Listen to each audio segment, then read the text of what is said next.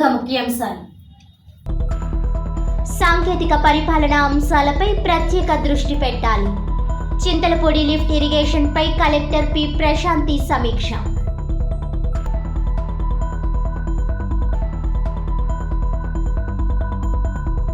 దేశంలో పెరుగుతున్న అసమానతలు గోడపత్రిక ఆవిష్కరిస్తున్న సిపిఎం నాయకులు.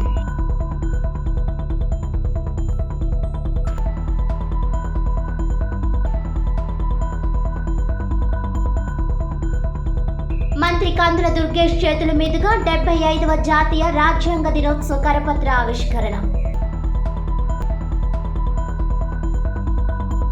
చింతలపూడి ఎత్తిపోతల పథకం క్రింద కోర్టు కేసులు, ఇతర అంశాలపై ఇరిగేషన్, రెవెన్యూ అధికారులతో సమావేశం నిర్వహించడం జరిగిందని జిల్లా కలెక్టర్ పి ప్రశాంతి తెలియజేశారు. శుక్రవారం ఉదయం కలెక్టర్ ఛాంబర్లో irrigation, Chintalapudi LI, PIP, revenue అధికారులతో చింతలపూడి ఎత్తిపోతల పథకం, భూ సంబంధ అంశాలపై సమీక్షించడం జరిగింది. ఈ సందర్భంగా కలెక్టర్ పి ప్రశాంతి అధికారులకు సూచనలు జారీ చేస్తూ చింతలపూడి ఎత్తిపోతల పథకం క్రింద ఉన్న భూములకు సాగునీరు అందించడంలో ప్రభుత్వేతర భూముల భూసేకరణ చేయడం జరిగిందని తెలిపారు. వాటికి సంబంధించి యథార్థ స్థితిగతులపై ఇరిగేషన్, రెవెన్యూ అధికారులు సమగ్ర నివేదిక రూపొందించాలని ఆదేశించారు. గతంలో భూములు ఇచ్చిన రైతులకి కోర్టు ఆదేశాలను అనుసరించి తగిన విధంగా చర్యలు తీసుకోవడం జరుగుతుందని పేర్కొన్నారు. ఈ సమావేశంలో Pulichintala project superintendent engineer, Chintalapudi ఎత్తిపోతల పథకం in-charge R Sriramakrishna, special deputy collector PIP RV Ramana Naik, collectorate AO MD Ali, Gopalapuram Tallapudi తహసీల్దార్లు సిహెచ్ విద్యాపతి, బి రవీంద్రనాథ్ తదితరులు పాల్గొన్నారు. అక్టోబర్ విప్లవ దినోత్సవాన్ని పురస్కరించుకొని రాజమహేంద్రవరం శ్యామల సెంటర్లో గల సిపిఎం కార్యాలయం వద్ద జిల్లా కమిటీ ఆధ్వర్యంలో అరుణ పతాక ఆవిష్కరణ నిర్వహించారు. సిపిఎం పార్టీ దేశవ్యాప్తంగా ప్రజా సమస్యల పరిష్కారం కోసం చేపట్టిన ప్రచార కార్యక్రమం గోడపత్రికను సిపిఎం రాజమహేంద్రవరం నగర కమిటీ ఆధ్వర్యంలో స్థానిక శ్యామల సెంటర్ నందు ఆవిష్కరించారు. ఈ సందర్భంగా సిపిఎం జిల్లా కార్యదర్శి, నగర కార్యదర్శి టి అరుణ్, బి పవన్లు మాట్లాడుతూ కేంద్ర రాష్ట్ర ప్రభుత్వాలు అధికారం చేపట్టి 150 రోజులు పూర్తయ్యాయని, కానీ ఎన్నికల హామీల అమలులో వెనుకబడ్డాయని విమర్శించారు. ప్రజా సమస్యలు పరిష్కరించకుండా జమిలీ ఎన్నికల పేరుతో ఫెడరల్ వ్యవస్థపై దాడికి పాల్పడుతున్నారని తెలిపారు. కేంద్ర ప్రభుత్వం తీసుకున్న జమిలీ ఎన్నికల విధానాన్ని ఉపసంహరించుకోవాలని డిమాండ్ చేశారు. నిత్యావసర వస్తువుల ధరలు పెంచుతూ మెజారిటీ ప్రజలపై ధరల భారాన్ని మోపుతున్నారని, ధరల స్థిరీకరణ నిధిని ఏర్పాటు చేసి ప్రజా పంపిణీ ద్వారా 11 రకాల నిత్యావసర సరుకులు అందించడం ద్వారా అధిక ధరలను నియంత్రించాలని అన్నారు.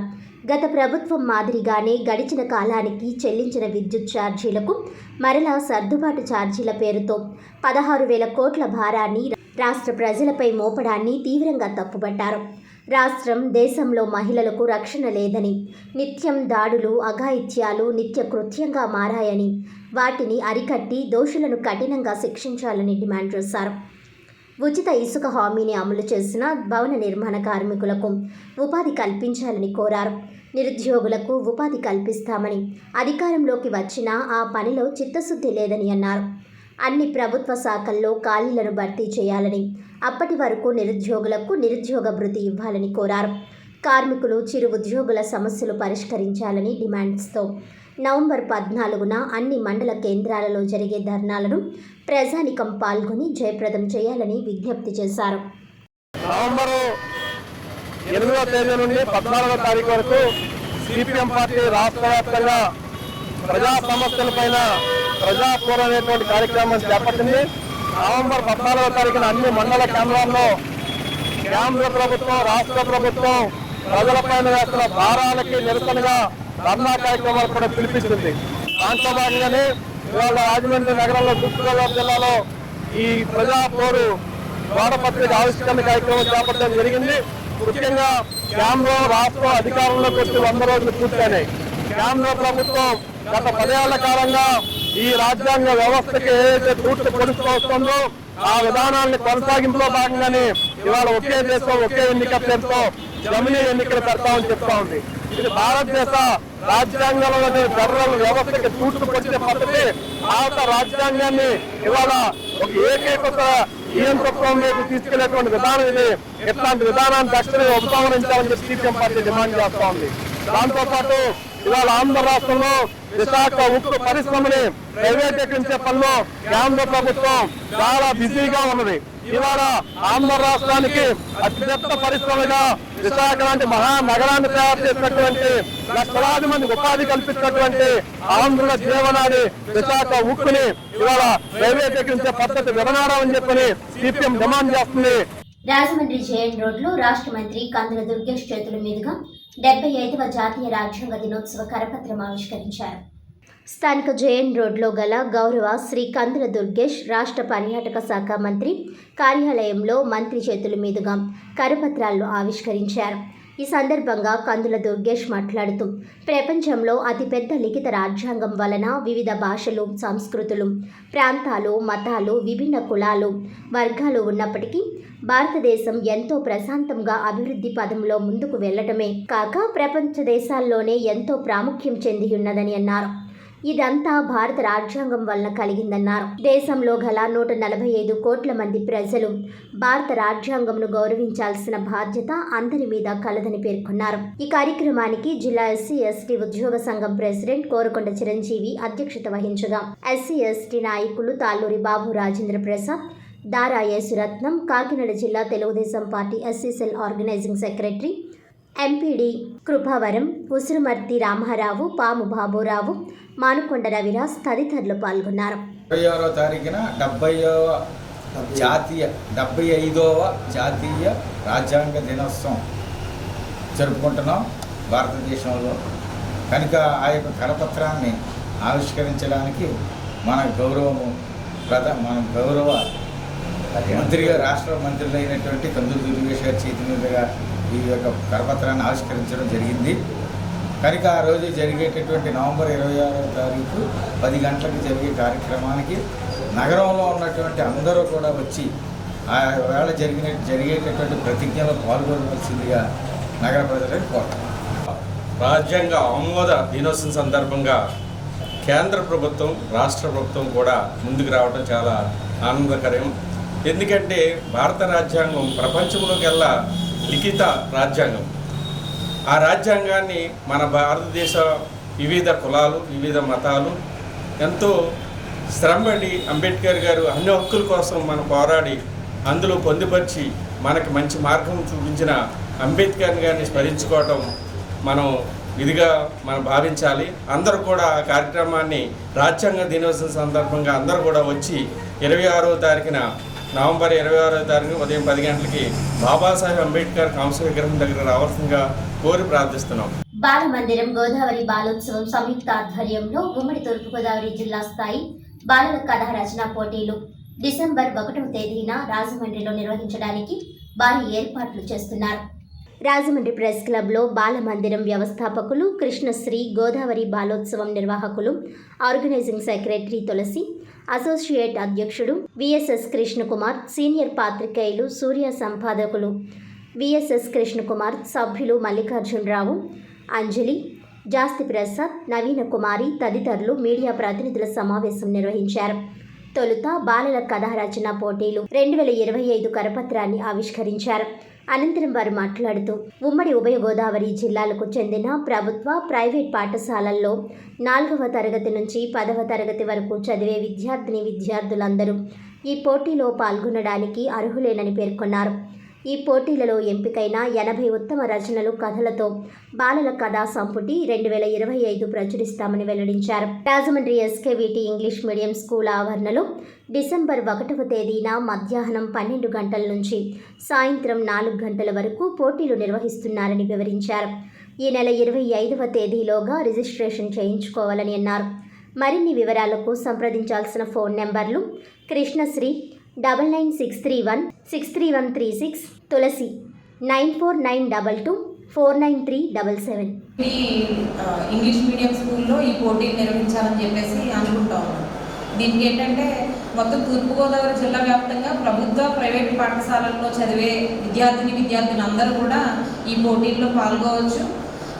1వ తారీఖు పోటీల అనంతరం బహుమతి ప్రధానోత్సవ కార్యక్రమం అది కూడా విజేతల్ని ప్రకటించే సభ మళ్ళీ నిర్వహిస్తాం. అట్లాగే ఈ వచ్చిన కథలన్నింటిలోనూ కూడా మంచి కథల్ని ఎంపిక చేసి ఒక 80 కథల్ని అనుకుంటున్నాము. ఎక్కువ మంది రాసి ఒక 100-110 కథల వరకు వచ్చినా కూడా వాటన్నింటిని కూడా తీసుకొని ఒక పుస్తక రూపంలో తీసుకురావాలని చెప్పేసి ఒక ప్రయత్నం అయితే గోదావరి బాలోత్సవం అట్లాగే బాలమందిరం ఆధ్వర్యంలో చేయాలని చెప్పేసి అనుకుంటా ఉన్నాము. కాబట్టి ఈ పోటీల్లో స్కూల్ యాజమాన్యాలు అట్లాగనే తల్లిదండ్రులు కూడా పిల్లల్ని ప్రోత్సహించి ఈ పోటీలకు పంపించి పిల్లల చేత కథలు రాయించాలని చెప్పేసి ఈ సందర్భంగా ఈ 2 సంస్థల ఆధ్వర్యంలో ప్రత్యేకంగా విజ్ఞప్తి చేస్తూ ఉన్నాము. అట్లాగే పోటీల్లో పాల్గొనే ప్రతి ఒక్కరికి కూడా పార్టిసిపేషన్ సర్టిఫికేట్ అనేది ఇవ్వడం జరుగుతుంది. అట్లాగే గెలిచిన వాళ్ళు అంటే 80 కథల్ని మనం ఏదైతే ఎంపిక చేస్తూ ఉన్నామో ఎంపిక చేసిన వాళ్ళందరికీ కూడా ప్రత్యేక ప్రశంసా పత్రము అట్లాగే బహుమతులు అనేవి ఇవ్వడం అనేది పుస్తక ప్రచురణ సందర్భంలో చేయడం అనేది జరుగుతుంది. అయితే ఈ పుస్తకాన్ని జనవరి నాటికి తీసుకొని రావాలి అని చెప్పేసి ఒక 4 రోజుల వ్యవధిలోనే పుస్తకం ప్రింటింగ్ చేసి తీసుకొని రావాలని చెప్పేసి అనుకుంటా ఉన్నాము. కాబట్టి మా ఈ ప్రయత్నాన్ని కథ రాయడం వల్ల కానీ కథ చెప్పడం వల్ల కానీ కథ వినడం వల్ల కానీ ఎన్ని ప్రయోజనాలు ఉన్నాయి ఏంటనేది నాకు ముందు మాట్లాడిన వాళ్ళు మాట్లాడారు. అంతేకాదు ఇవాళ కథ వినడం వలన పిల్లల్లో ఊహాశక్తి అనేది కూడా పెరిగేదానికి మనం ఒక విజువల్ చూపించిన దానికంటే ఏదైనా చెబితే పిల్లలు ఆ చెప్పిన దాన్ని వాళ్ళు సొంతంగా విజువలైజ్ చేసుకునే అవకాశం ఉంటుంది. ఆ రకంగా పిల్లల్లో ఆ ఊహాశక్తి అనేది పెరిగేదానికి కూడా కథలు మంచి తోడ్పాటును అందిస్తాయి. కాబట్టి తల్లిదండ్రులు అందరూ కూడా ఈ కార్యక్రమాన్ని పిల్లలు ఎక్కువ మంది పాల్గొనేటట్టు చేసి మా ఈ ప్రయత్నాన్ని సఫలీకృతం చేయాలని చెప్పేసి ఈ సందర్భంగా అందరికీ కూడా విజ్ఞప్తి చేస్తాం. డిజిటేషన్ ఓపెన్ రీచ్ల వద్ద ఇసుక లావాదేవీల విషయంలో ఎటువంటి ఆటంకం కలిగించినా డబ్బులు డిమాండ్ చేసినా అటువంటి వారిపై చర్యలు తీసుకోవడం జరుగుతుందని జిల్లా జాయింట్ కలెక్టర్ ఎస్ చినరాముడు పేర్కొన్నారు. శుక్రవారం ఉదయం కొవ్వూరు డివిజన్ పరిధిలోని వాడపల్లి ఎరినమ్మ ఇసుక రీచ్లను ఆకస్మికంగా తనిఖీ చేయడం జరిగింది. ఈ సందర్భంగా joint collector S Chinnaramudu reach point వద్ద ఉన్న బోట్స్మ్యాన్ సొసైటీ సభ్యులతో ముఖాముఖి సంభాషించడం జరిగింది. ఉచిత ఇసుక పాలసీ విధానంలో మరింత సమర్థవంతంగా పనిచేయడం ముఖ్యమని అన్నారు. వినియోగదారులకు ఇసుక లభ్యత అందుబాటులో ఉండేలా జిల్లా యంత్రాంగం చర్యలు తీసుకున్నట్లు తెలిపారు. ఇసుక సరఫరా చేసే క్రమంలో ఎటువంటి ఆటంకం కలిగించినా అటువంటి వారిపై చట్టపరమైన చర్యలు తీసుకుంటామని హెచ్చరించారు. అధిక మొత్తంలో చెల్లింపులు జరపాలని కోరినా మరే విధంగా అభ్యంతరాలు వ్యక్తం చేసినా అటువంటి వారికి ఇచ్చిన అనుమతులను రద్దు చేయాల్సి ఉంటుందన్నారు. ఈ రోజు నుంచి మరో 8 రీచ్లను అందుబాటులోకి తీసుకొని రావడం జరిగిందన్నారు. ఇసుక రవాణా కోసం ముందుకు వచ్చిన L1 బిడ్స్ వేసిన ఏజెన్సీస్ కార్యకలాపాలు నిర్వహించాలని, ఒకవేళ సకాలంలో పనులు ప్రారంభించకపోతే L2కు కేటాయించనున్నట్లు తెలిపారు. అనుమతులు జారీ చేసిన 24 గంటల్లో కార్యకలాపాలు ప్రారంభం కావాలని అన్నారు. ఆఫ్లైన్, ఆన్లైన్ ద్వారా ఇసుకను అందుబాటులో ఉండేలా చర్యలు తీసుకోనున్నట్లు తెలిపారు.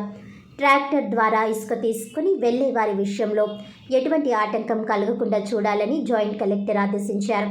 జాయింట్ కలెక్టర్ వెంట కొవ్వూరు తహసీల్దార్ ఎం దుర్గాప్రసాద్, ఇతర సిబ్బంది పాల్గొన్నారు. రాజమండ్రి శ్యామల సెంటర్లో డ్రైనేజీ వ్యవస్థను ఆధునీకరించాలని, చిన్న వర్షానికే ముప్పు బారిన పడుతున్న పరిస్థితిని మార్పు చేసే చర్యలు చేపట్టాలని నగరపాలక సంస్థ కమిషనర్ కేతన్ గార్గ్కు సిపిఎం పార్టీ నాయకులు వినతి పత్రం ఇచ్చారు. ఈ సందర్భంగా సిపిఎం జిల్లా కార్యదర్శి టి అరుణ్, నగర కార్యదర్శి బి పవన్లు సమస్యను కమిషనర్ దృష్టికి డ్రైనేజీ ముంపు సమస్యను వివరించారు. రాజమహేంద్రవరం నగరం ముఖద్వారంగా ఉన్న శ్యామల సెంటర్లో చిన్నపాటి వర్షం కురిసిన రోడ్డుపై 2 అడుగుల ఎత్తులో నీరు నిలబడిపోతుంది. నగర ప్రజానికం, నగరానికి మార్కెట్కు వచ్చిన వర్తకులు, కొనుగోలుదారులు తీవ్ర ఇబ్బందులు ఎదుర్కొంటున్నారని తెలిపారు. వర్షం నీరు నిలబడకుండా ముంపు నివారణ చర్యలు తీసుకోవాలని, రోడ్డుకు 2 వైపులా పెద్ద డ్రైనేజీలు ఉన్నప్పటికీ అవి 90% సిల్ట్తో నిండిపోయి ఉన్నాయని, వర్షం కురిసిన నీరు వీటి గుండా ప్రవహించడానికి వీలు లేకపోవడంతో మొత్తం రోడ్డుపైనే నిలిచి ఉండిపోతున్నాయని, డ్రైనేజీలో ఉన్న చెత్త బయటకు వచ్చి రోడ్డుపై చేరడంతో తీవ్రమైన దుర్గంధం, చెత్తమయం అవుతున్నాయని అన్నారు. డ్రైనేజీలో సిల్ట్ తీయడానికి ఏర్పాటు చేసిన స్లాబ్లు పగిలిపోయి ప్రమాదకరమైన స్థితిలో ఉన్నాయని, వీటికి తక్షణమే ఐరన్ మ్యాన్ హోల్ ఏర్పాటు చేసి అవసరం లేని భాగాలను పూర్తిగా మూసివేయాలని కోరుతున్నామని అన్నారు. ఇన్నిస్పేట అర్బన్ బ్యాంక్ ఎదురుగా అసంపూర్ణంగా వదిలేసిన రోడ్డు వేయాలని కోరారు. కమిషనర్ స్పందిస్తూ డ్రైనేజీలలో పూడిక తీయిస్తామని అన్నారు. వార్తలను ముఖ్యాంశాలు మరోసారి. సాంకేతిక పరిపాలనా అంశాలపై ప్రత్యేక దృష్టి పెట్టాలి. చింతలపూడి లిఫ్ట్ ఇరిగేషన్పై కలెక్టర్ పి ప్రశాంతి సమీక్ష.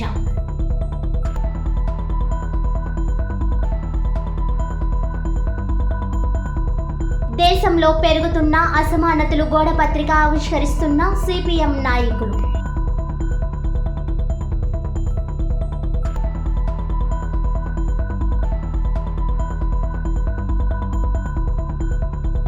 మంత్రి కందుల దుర్గేష్ చేతుల మీదుగా 75వ జాతీయ రాజ్యాంగ దినోత్సవ కరపత్ర ఆవిష్కరణ.